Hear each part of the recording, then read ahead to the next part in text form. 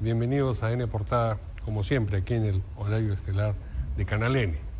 Como ustedes saben, ayer el Tribunal Constitucional tomó una decisión importante, cuya consecuencia directa es que el restablecimiento de la inhabilitación de los integrantes de la Junta Nacional de Justicia, Inés Tello y Aldo Vázquez, que había sido votada y aprobada previamente en el Congreso. Luego estos dos miembros de la Junta inhabilitados acudieron al Poder Judicial y obtuvieron una cautelar que los repuso en el cargo, y pues la decisión del tribunal de ayer, que es también ha consistido también en el proceder con el sentido de una cautelar que habían recibido, en este caso de parte del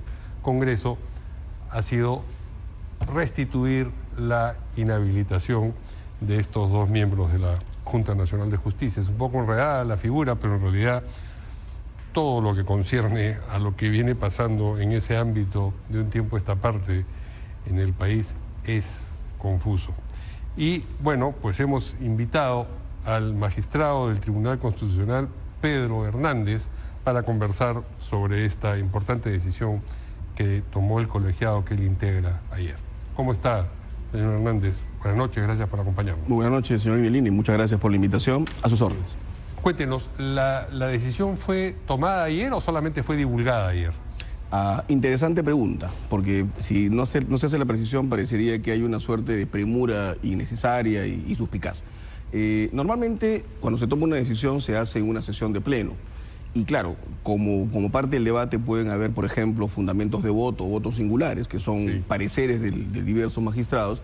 Siempre hay un tiempo, digamos, establecido en la normatividad, el reglamento normativo, que señala 7 días posteriores para entregar estos votos. Entonces, en este caso específico, la decisión se tomó el día 23 de abril. Ajá. Y claro, el día 24 y 25, ¿no? Digamos, conscientes de la situación que atraviesa el país, simplemente los magistrados que tenían que incorporar su fundamento de voto lo hicieron, y sus votos singulares. Entonces, después de eso, una vez que la sentencia está completa, se procede a la firma.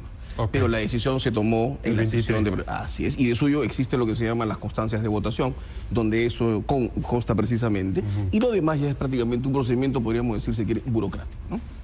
Hubo 2 votos singulares, ¿no es cierto? Hubieron 2 votos singulares, así es. Y lo que usted nos dice es que estos 2 magistrados pues avanzaron al ritmo que se requería para poder divulgar, emitir el pronunciamiento con la celeridad que una cautelar demanda. Digamos que el plazo razonable de un par de días, atendiendo a la complejidad del asunto, y como usted lo ha dicho bien, a una temática que a nivel de la ciudadanía puede generar mucha confusión. Entonces creo que fuimos conscientes los magistrados de que era necesario actuar con premura.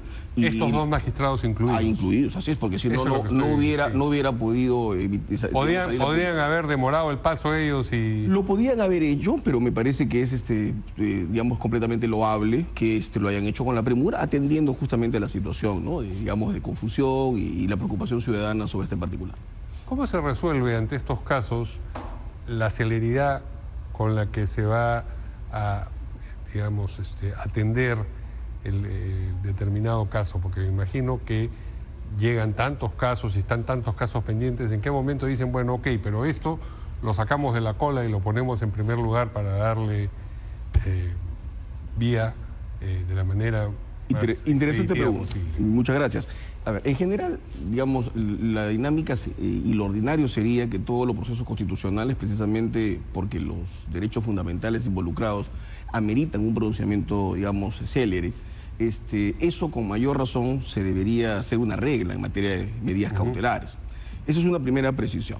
Y lo segundo es que, si bien es cierto, las medidas cautelares son permanentemente cuestionadas, también es verdad que no hay muchos casos en los cuales en un proceso competencial sucede esta particularidad. Y en este caso en concreto, digamos, la premura justamente vino demandada por el propio Congreso. Y de suyo creo que esto es una lógica que inspira tanto al Poder Judicial como al propio tribunal. revisando la información en su momento, la medida cautelar que propiamente es la que ha analizado el tribunal, pedida por la sala respectiva de la Corte Superior, fue resuelta en 2 días. ¿Por qué? Porque la razón de una medida cautelar es precisamente garantizar con la prontitud del caso, la futura decisión, que esa es un poco la parte doctrinal. Entonces, la celeridad creo que es un factor importante. ¿Pero dónde se decide eso? ¿En qué trance se decide aquello? Básicamente, como le mencionaba, los procesos competenciales no son precisamente los más abundantes. Sí. Tanto los competenciales como la constitucionalidad son procesos que evidentemente por su sola interposición se advierte que hay algún actor, digamos, social, jurídico, político, que cuestiona una norma de trascendencia, sea una ley o una norma con rango legal, o la ejecución de alguna competencia. Entonces, esto define mucho de que no estemos hablando de casos pues con mucha carga, sino digamos, puntuales y que obviamente merecen... Pero reunido el tribunal es que decide, ok, vamos a proceder con este tema antes que con los otros. Digamos que es una norma implícita, ¿no? Una medida cautelar en general siempre trata de resolverse con premura y con mayor razón en procesos tan excepcionales como un proceso competencial o un proceso de inconstitucionalidad. Bueno, no cabe la ¿Usted ha sido el informante de esta decisión? No. Se llama ponente. Sí, ponente. Yo he sido el ponente, así es. Ponente. Sí, así es. Yo fui ponente, Sí. así es. Disculpe usted la No se preocupe, no se preocupe. Informe. No se preocupe. Para los leos suena más o menos igual. ¿Usted ha sido entonces el yo soy el ponente. Así es. Y es el razonamiento que usted expuso exactamente el que finalmente se ha aprobado por mayoría. En principio creo que fue el que generó precisamente la decisión de apoyar la propuesta, ¿no? Porque básicamente lo que se analiza en una medida cautelar, y permitan, voy a tratar de ser lo menos técnico posible, porque entiendo que estos temas a veces son motivo de alguna, digamos, confusión. Para que una medida cautelar proceda en materia constitucional requiere verificar 4 requisitos. La verisimilitud del derecho, o sea, lo que estás pidiendo sea amparable o potencialmente amparable. Nosotros utilizamos el término prima facie, ¿no? O sea, una suerte de manifiesta, que haya peligro en la demora, que justificaría no esperar la resolución final, sino tomar una decisión inmediata. Un tercer elemento es la adecuación de la medida, directamente vinculada a la pretensión, y lo que se ha añadido jurisprudencialmente, que es un tema de la no irreversibilidad. Entonces, la clave de una medida cautelar, fundamentalmente, es la verisimilitud del derecho, que en este caso, por ejemplo, en opinión de la ponencia de los 5 magistrados, precisamente no se había acreditado. Y es que eso es tal vez lo más importante de aclarar. O sea, parecería que cuando el tribunal, se dice que el tribunal se ha pronunciado sobre una medida cautelar, lo ha hecho pues sin ningún tipo de argumentación, y creo que eso es un error. Entonces, cuando, por ejemplo, en este caso específico, uno analiza la verisimilitud del derecho, de por qué se concedió la medida cautelar, y he traído, obviamente, como parte del análisis que se hizo en su oportunidad, la propia resolución cautelar que ha sido motivo de pronunciamiento, uno ve que, por ejemplo, el argumento por el cual se concede esta medida cautelar, por lo menos a nivel constitucional, es un tema que el tribunal ya ha superado y ya tiene jurisprudencia clara sobre el particular, porque se dice que como se ha derivado esto de una sanción política, que es un poco la infracción constitucional, se les imputaba el hecho de que el accionar del Parlamento no había estado, digamos, taxativamente establecido, ¿no? ¿Me permite que lo interrumpa un momento? Porque en este momento va a hablar el presidente del Consejo de Ministros. Muy bien, acabó la conferencia de prensa entonces del presidente del Consejo de Ministros y del ministro de Economía, que hemos seguido junto con algunas preguntas, y volvemos a nuestra entrevista con el magistrado del Tribunal Constitucional, Pedro Hernández, a quien le agradecemos la paciencia, por supuesto. No se preocupe. Muy bien, nos estaba usted contando detalles de cómo lo que usted expuso como ponente efectivamente es lo que se recogió en la resolución final. Claro que sí, retomando un poco lo que estábamos señalando, ¿no? Decíamos que una medida cautelar tiene fundamentalmente como uno de sus principales argumentos el hecho de demostrar que el derecho que se está, digamos, solicitando proteger con urgencia es verosímil. Sí. O sea, hay la posibilidad de que prima facie, le decimos nosotros, pueda ser atendible. Y claro, si uno revisa la resolución judicial, ¿no?, firmada por 2 magistrados, de 3, por cierto, se señala ahí fundamentalmente, yo diría que 2 aspectos básicos de esa supuesta verisimilitud para amparar en el Poder Judicial. La primera es el hecho de sostener algo que es un poquito inexacto, además de un poco grave, que a estas alturas del partido, después de jurisprudencia reiterada, se siga sosteniendo, ¿no? Se dice, por ejemplo, el fundamento 39º, ¿no?, el principio de legalidad y su principio de taxatividad, toda vez que la conducta imputada a los mencionados funcionarios no se encuentra previamente tipificada en la norma fundamental ni en el texto único ordenado del reglamento del Congreso, pues en ambos textos normativos solo se señala en forma general que los altos funcionarios pueden ser acusados y sancionados por infracción constitucional y por todo delito que cometan en el ejercicio de funciones. Esto es lo que normalmente se llama la exigencia de un principio de taxatividad en las infracciones constitucionales.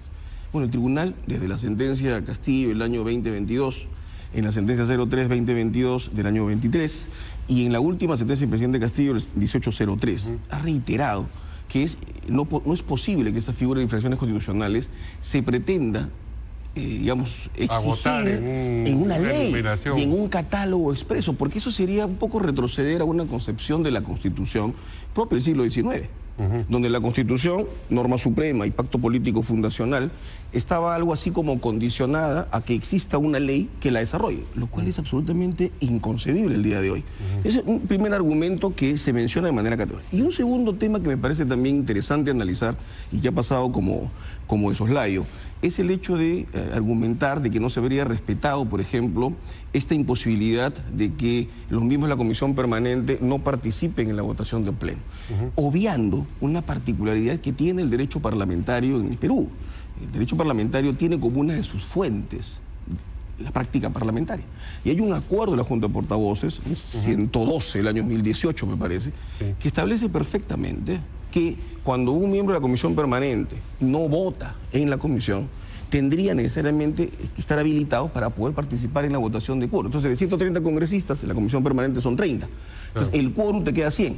¿Qué pasaría si asumimos una perspectiva como esta? La posibilidad de tomar decisión se reduce, porque ya no está todo el Pleno del Congreso y lo siento. Y por si acaso, esto es del año 2018, ya no es que se ha inventado para este caso específico. Entonces, atendiendo a estas dos consideraciones, donde ya existe jurisprudencia del tribunal y una práctica parlamentaria establecida, nosotros señalamos y decimos que precisamente la verisimilitud del derecho no está acreditada. Y eso es un poco lo que sucedió. Y solamente un dato adicional que tampoco se ha mencionado. Y lo repito, esta sentencia, esta medida cautelar ha sido suscrita por 2 magistrados. Pero hay un tercero, el magistrado Cueva Chauca, que prácticamente dice lo que el tribunal ha desarrollado un poco más a profundidad. O sea, de 3 magistrados del propio Poder Judicial, el 66% y el 33% no coinciden. O sea, el tema evidentemente no es categóricamente definido. Y eso creo que es importante señalarlo, porque claro, estamos hablando además de un mundo jurídico donde la lógica es argumentativa. Y de lo que se trata es eso, más allá de los pareceres y opiniones subjetivas. Lo que ustedes han hecho entonces es dejar sin efecto esa cautelar. Señalo que no se ha dejado sin efecto, se ha suspendido. Se ha suspendido. Así es, hasta la confirmación de la propia Corte Suprema. Con lo cual, el hecho de sostener, por ejemplo, algo un poco temerario de que el tribunal ha interferido en el decurso del procedimiento, me parece algo muy exagerado. Porque esto sigue su camino. Porque esto sigue su camino y lo único que se ha hecho es suspender hasta tener la instancia, como la Corte Suprema, órgano de cierre del Poder Judicial, se pronuncie definitivamente sobre el particular, lo cual no significa que se ha anulado la decisión. Claro, además, apreciado señor Guidelini, hay muchos casos en los cuales el tribunal actúa así. Cuando, por ejemplo, en un proceso de amparo, en un proceso de habeas corpus, se cuestiona el otorgamiento de una medida de prisión preventiva y el tribunal la deja sin efecto, cualquiera también podría decir que estamos ante una intromisión. Y es que precisamente ese es el rol del tribunal. Pero la Suprema podría darle la razón a la instancia previa. Podría dársela. ¿Qué ocurriría en ese caso? En ese caso me imagino... ¿Vuelven a la Junta Nacional de Justicia las 2 personas de las que...? Podría ser eso un escenario que la Corte Suprema podría en todo caso señalar. O sea, es perfectamente válido. Entonces, lo que el tribunal ha sido, creo que es muy respetuoso de la propia autonomía del Poder Judicial, pero sí nos parecía desproporcional que en una medida cautelar, como hemos dicho, no necesariamente con una argumentación uniforme, porque hay un miembro de ese colegiado que no estuvo de acuerdo, entonces se pretenda dejar sin efecto un acto parlamentario que además, y esto lo estamos inventando, la doctrina constitucional nos señala claramente, porque si no, no podría hablarse de cierto nivel de seguridad jurídica.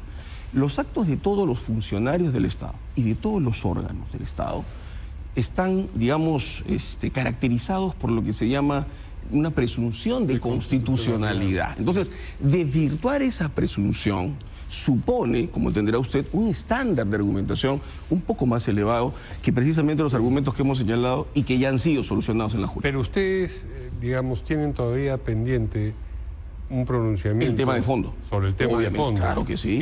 Claro que sí. La competencial. Que es la competencial, donde habrá que, en primer lugar, ya se admitió en el mismo día de esta concesión de medida cautelar, se admitió a trámite, con lo cual se correrá traslado, en este caso entiendo que es al Parlamento, para que el Parlamento exprese lo que considera, se programará una audiencia y después de eso se emitirá la sentencia. ¿Cuánto tiempo puede, grosso modo, tomar esto todavía? A veces hablar de plazo es un poco comprometedor, pero eso... si seguimos más o menos el parámetro del código, estaremos hablando pues de un plazo de 2 meses a 3 aproximadamente. Ok, ¿y los argumentos que se debatirán o se considerarán cuando el pronunciamiento de fondo sobre la competencial tenga lugar, en alguna medida comparten o podrían compartir los razonamientos expresados para suspender la cautelar? En la perspectiva argumentativa del derecho, podría ser. Sí. Pero en todo caso no hay que olvidar que esto está sujeto a un conjunto de estadios, como la contestación de la demanda, como la propia audiencia, donde los magistrados y las partes pueden entrar en una perspectiva deliberativa y de argumentación, y probablemente el razonamiento pues vaya o por la misma línea o por otra. Pero es que eso es lo que en el fondo tendríamos que esperar, el discurrir del proceso. O sea, y sinceramente creo que con un mínimo de confianza ciudadana, que esto es un tribunal que está enfrentando de la mejor manera posible, no somos perfectos, pero por lo menos a nivel argumentativo creo que hay razones para poder señalar que lo que estamos haciendo no es arbitrario, como se ha calificado de una manera un poco, me parece, impertinente, ¿no? Ahora, si la Suprema no le diera la razón a la instancia previa... En el caso de la cautelar. En el caso de la cautelar quedaría sostenida las cosas como están hasta que ustedes se pronuncien sobre el asunto de fondo. Así es. Mientras tanto, ¿qué ocurre mientras las cosas están en la situación actual? ¿Qué ocurre con el informe de la señora Tello a propósito del problema de la suspendida fiscal Benavides? Apreciado señor Ghibellini, usted entenderá que es perfectamente posible que esa situación pudiese llegar tal vez por un amparo al tribunal, y yo ahí sí le pediría que por favor me exima del comentario, porque no me gustaría caer en la situación de un adelanto de opinión. Ok, entonces permítame preguntarle esto de otra manera, no exactamente lo mismo. De algunas entrevistas de ayer, de otros colegas suyos, no del Tribunal Constitucional, sino colegas suyos en el sentido de practicantes del derecho, se desprendía que tenía que haber una notificación expresa a estos dos suspendidos ahora integrantes de la Junta Nacional de Justicia de que se había vuelto a la situación anterior. ¿Eso es así? ¿Tienen que cursarles algún tipo de notificación a ellos? Me refiero al señor Vázquez y a la señora Tello. Estamos hablando de un proceso abstracto, donde ellos no son directamente parte. Entonces, con la sola publicación de la resolución, surte efectos inmediatamente. No es un proceso concreto, como un amparo donde ellos podrían ser parte, como es el amparo subyacente que justamente se está analizando. Sin embargo, entiendo que se estaba, definiendo esa tramitación, porque es un caso un poquito sui generis y eso también somos conscientes, ¿no? Bien, hay una noticia reciente y que sintéticamente dice que el procurador de la Junta Nacional de Justicia ha solicitado al Procurador General del Estado iniciar acciones legales contra el presidente del Tribunal Constitucional, Francisco Morales, por las declaraciones de un colaborador eficaz por supuestamente haber ayudado a Patricia Benavides en su demanda contra la Junta Nacional de Justicia. No sé si usted quiere comentar esa circunstancia. Más que la situación en concreto, yo sí quisiera probablemente, tal vez en una perspectiva más ciudadana que en mi estatus de magistrado, hacer la reflexión siguiente, ¿no? O sea, yo creo que es entendible que nuestro país se preocupe por luchar contra el flagelo de la corrupción. Sin embargo, también creo que eso no puede hacerse de cualquier manera. Un colaborador eficaz es una persona que, para empezar, no es que no esté involucrado en algún acto de corrupción. Lo que está tratando de buscar es obtener tal vez algún tipo de beneficio dando información útil. Pero ojo, la información tiene que ser verificada. Entonces, imagínense lo peligroso que puede ser, y de suyo está viniendo siendo en el país hace mucho tiempo, que una persona diga algo y automáticamente lo asumamos como cierto. En todo caso, eso significa desdeñar la institución de colaborador eficaz. Creo que eso sería un error. Pero tampoco hay que magnificarla, porque creo que jurídicamente tiene algunos cuestionamientos.